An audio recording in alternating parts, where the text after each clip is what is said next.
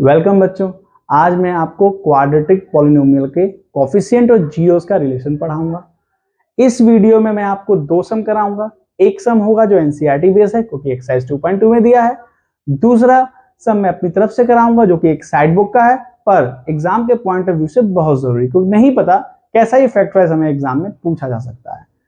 पहला सम मैं ले रहा हूं जो कि है टी स्क्वायर माइनस 15।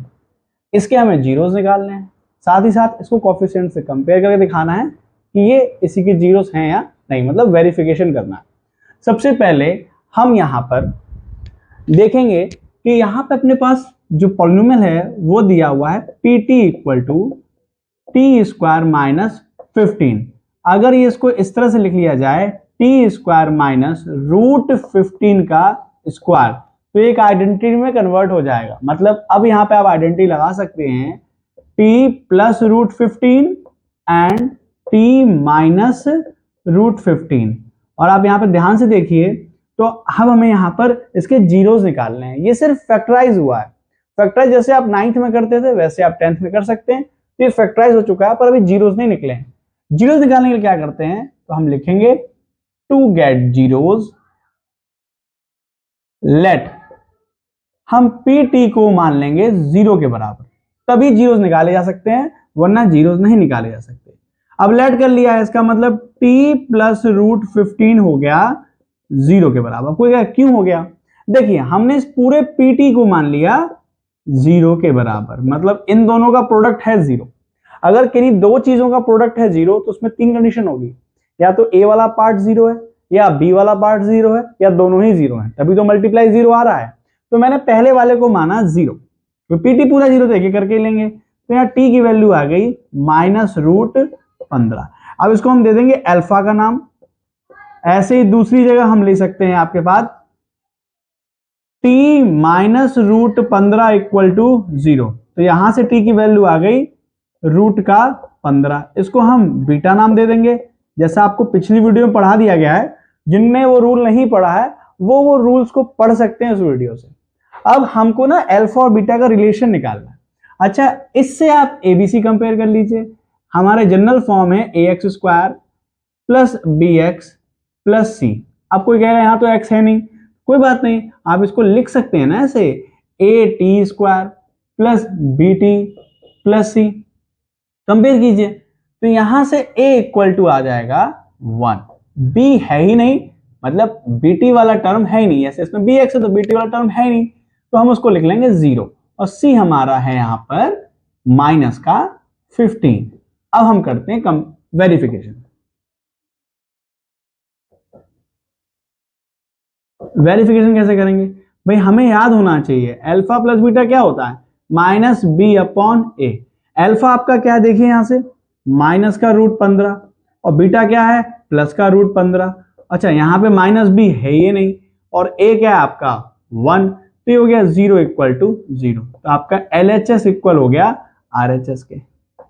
पहला कंपैरिजन हो गया, ये हमने सम ऑफ जीरोस कर लिया। अब हम निकालेंगे दूसरा वेरिफिकेशन जो कि alpha into beta, that is C upon है।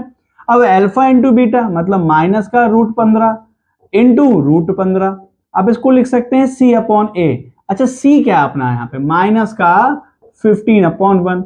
अच्छा, यहां मल्टीप्लाई कीजिए, हो जाएगा माइनस रूट 15 का स्क्वायर, यहां हो जाएगा माइनस का 15। स्क्वायर और रूट कैंसिल हो जाएंगे, देखिए तो यहाँ पे स्क्वायर रूट कैंसिल हो गए, तो बचा माइनस 15 इक्वल टू माइनस 15।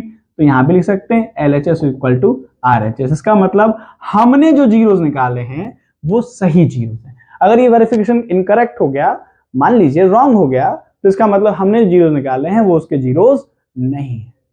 चलिए अब एक नेक्स्ट सम करते हैं जो कि एनसीईआरटी में गिवन नहीं है, पर एग्जाम के पॉइंट ऑफ व्यू से बहुत इंपॉर्टेंट है और वो सीखना बहुत जरूरी भी है।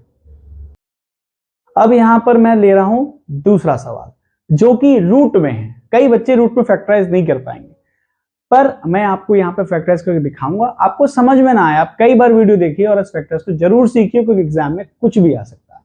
सबसे पहले मैंने इसको मान लिया px equal to 4x square माइन प्लस 5 रूट 2x माइनस 3। सबसे पहले कॉन्सेप्ट होता है कि इसको आप ना a और c का मल्टीप्लाई करके देखिए। 4 इंटू माइनस 3 कितना आ गया, माइनस का 12। अगर ये प्रोडक्ट माइनस में आया है तो जो मिडिल टर्म है वो आपके सबट्रैक्ट करके आएंगे। अगर यही प्रोडक्ट प्लस का आता, पॉजिटिव होता, तो यही मिडिल टर्म जोड़ के आते, मतलब ऐड करके आते। यहां जो आपका प्रोडक्ट है वो -12 है, इसका मतलब जो मिडिल टर्म है वो कैसे आएंगे, सबट्रैक्ट करके। कैसे सबट्रैक्ट करेंगे, कैसे वो टर्म्स ढूंढेंगे, तो देखिए आप सबसे पहले ना आप 12 के सारे फैक्टर लिख लीजिए जिसमें रूट के अंदर वाली डिजिट अवेलेबल हो। तो हम 12 के फैक्टर लिखेंगे 6 इंटू 2, और किसी में है ही नहीं 2, क्योंकि और भी फैक्टर्स है ना 12 के, जैसे एक है 4 इंटू 3, एक है 12 इंटू 1, पर इन दोनों में ही 2 अवेलेबल नहीं है एज ए प्रोडक्ट। पर 6 इंटू 2 ये आपका एलिजिबल फैक्टर है। पर आप कहेंगे यहां तो 5√2 दिया है, कैसे करिए इसको। देखिए जो वैल्यू आपकी रूट के अंदर डिजिट में है, देखिए रूट के अंदर 2 है, तो आप इसको रूट का 2 बनाइए। कैसे बना सकते हैं, सबसे पहले आप 6 को ऐसे रहने दीजिए और 2 को लिखिए √2 का स्क्वायर। हम कोई भी काम ऐसे कर सकते हैं जो मैथ्स में अपोजिट होते हैं, जैसे ऐड और सबट्रैक्ट, मल्टीप्लाई और divide, and root and square हमने कर लिया। अब इसके ना दो पार्ट कर लीजिए, एक तो 6 रहने दीजिए, अब √2 के दो पार्ट हो गए, √2 इंटू √2, क्योंकि √2 का स्क्वायर है। अच्छा, मैंने आपको बताया कि यहां मिडिल टर्म कैसे आएंगे, जोड़ के तो बताया नहीं ना, घटा के आएंगे। तो पहला पार्ट ये है, दूसरा पार्ट ये है। इसका मतलब 6√2 में से अगर आप √2 माइनस करेंगे तो आपका आ जाएगा 5√2। देखिए कितना सिंपल है मिडिल टर्म निकालना। फिर समझाता हूं, सबसे पहले गए ए और सी का मल्टीप्लाई कीजिए, अगर वो माइनस में आएगा तो मिडिल टर्म घटा के आएंगे। हमने इस 12 के सारे फैक्टर लिख लिए, पहला फैक्टर, दूसरा फैक्टर, तीसरा फैक्टर। कौन सा यूजेबल है, तो रूट के अंदर जो डिजिट है ना वो होनी चाहिए, वो मिल गई हमें इस फैक्टर में, बाकी मेरे अवेलेबल नहीं है। अब जो नंबर रूट के अंदर है उसी नंबर का आप स्क्वायर कर लीजिए, कर लिया। अब उसको दो टुकड़ों में बांट दीजिए, कैसे, 6√2 का स्क्वायर, तो 6√2 तो एक रहने दीजिए, एक √2 अलग कर लीजिए। तो अब यहाँ पे आपके दो पार्ट बन गए, इन्हें घटाइए तो आपका 5√2 आएगा, उसको यहाँ पे यूज कराएंगे। ये हो गया 4x² plus 6√2x minus √2x minus 3।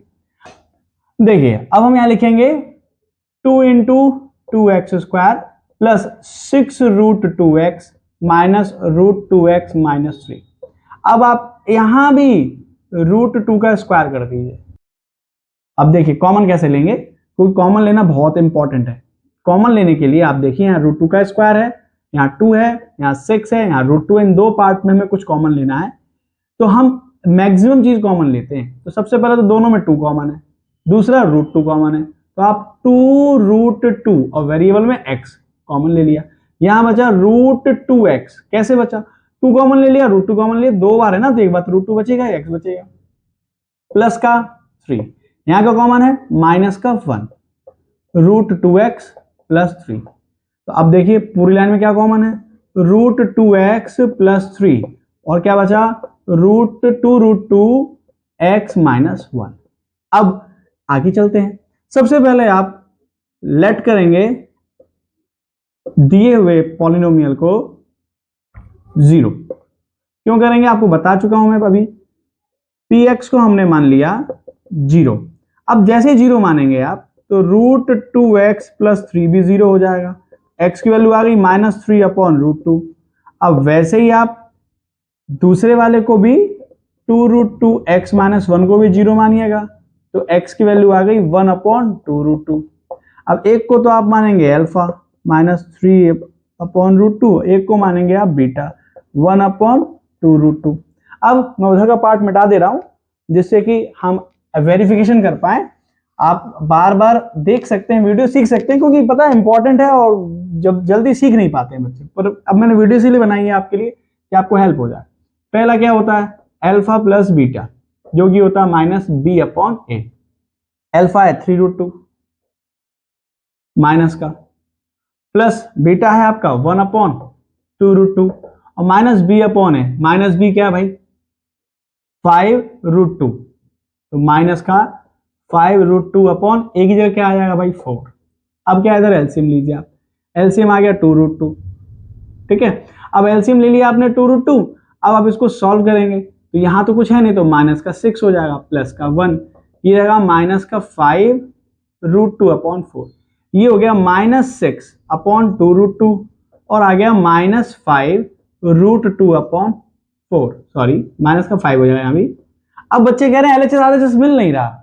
ये वो बच्चे हैं जो पढ़ते नहीं है, उन्हें 9th में समझ में नहीं आया। अगर रूट अपॉन में है तो आपको रेशनलाइज भी करना पड़ेगा अपने आप। तो 2√2 में आप √2 का मल्टीप्लाई कीजिएगा।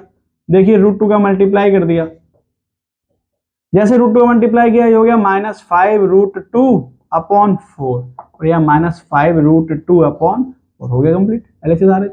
ऐसे आप सेकंड निकालेंगे आप अल्फा इंटू बीटा जो कि होता है C/A। अब C/A कैसे करेंगे भाई? तो सबसे पहले हमें अल्फा लेना है जो कि है -3/√2 इंटू ए है 1 सॉरी बीटा है 1/√2 और यहां पर देखेंगे C/A तो C है आपका -3/4। देखो माइनस तो 3 है, 2 का मल्टीप्लाई हो गया ऐसे √2 का स्क्वायर इंटू 2 हो जाएगा -3/4। तो -3/4 और -3/4 ये भी LHS है। तो यहाँ पे आप समझ सकते हैं ना कि आपको रूट के फैक्टराइज कैसे करने हैं। तो यहाँ मैंने आपको 2 सम कराए हैं, बाकी सब NCERT में है, आप जहां भी पढ़ रहे होंगे वहां आपको बताए होंगे, पर ये 2 सम स्पेशली इसलिए कराए गए हैं कि जिससे एक में तो आपने सीखा कि हमने कैसे a² - b² बनाया और एक में आपने सीखा कैसे आप रूट के फैक्टराइज कर सकते हैं। ओके बच्चों, तो यहीं अपने वीडियो को खत्म करते हैं। ऐसे ही अगर आपको समझ में आए तो इस वीडियो को लाइक कीजिए, शेयर कीजिए, सब्सक्राइब कीजिए। मिलते हैं अगली वीडियो में। Good bye.